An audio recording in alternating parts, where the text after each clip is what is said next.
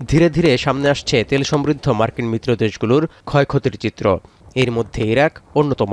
যুদ্ধ চলাকালীন ইরানের পাল্টা হামলায় ভেঙে পড়েছে গুরুত্বপূর্ণ জ্বালানি অবকাঠামো। এ অবস্থায় নিজেদের জ্বালানি খাতের নিরাপত্তা জোরদার করছে ইরাক।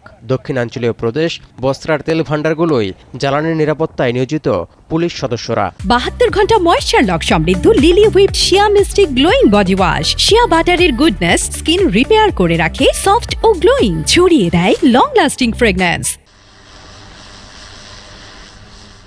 নজরদারিতে ব্যবহার করা হচ্ছে থার্মাল ক্যামেরা ও ড্রোন সহ অত্যাধুনিক প্রযুক্তি। তেল সমৃদ্ধ এই অঞ্চলটির দক্ষিণে কুয়েত এবং পূর্বে ইরানের অবস্থান। এমনকি সমুদ্রপথে ইরাকের তেল রপ্তানির গুরুত্বপূর্ণ শহর বসরা।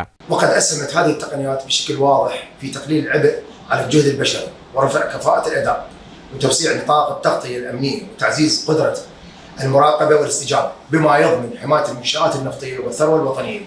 বসরা প্রদেশে কর্মরত বিদেশি তেল উত্তোলন কোম্পানিগুলোর কর্মীদের নিরাপত্তা জোরদারের মাধ্যমে অর্থনীতির চাকা আরও গতিশীল করতে চাইছে ইরাক।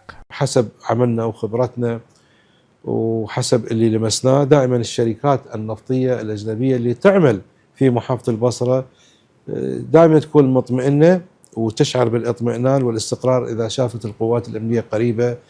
বিশ্বে অপরিশোধিত তেল মজুতের দিক থেকে পঞ্চম স্থানে রয়েছে ইরাক। দেশটিতে তেল মজুতের পরিমাণ প্রায় 145 বিলিয়ন ব্যারেল, যা বিশ্বের মোট জ্বালানি তেল মজুতের প্রায় 8 থেকে 9%। ইরাকের সবচেয়ে বেশি তেল মজুত রয়েছে দক্ষিণাঞ্চলীয় প্রদেশ বসরায়, যা দেশটির অর্থনীতির মেরুদণ্ড।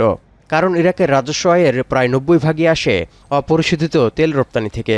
ওপেকভুক্ত দেশগুলোর মধ্যে দ্বিতীয় বৃহত্তম অপরিশোধিত তেল উৎপাদক ইরাক। তৌহিদুর রহমান, এখন বিশ্ব।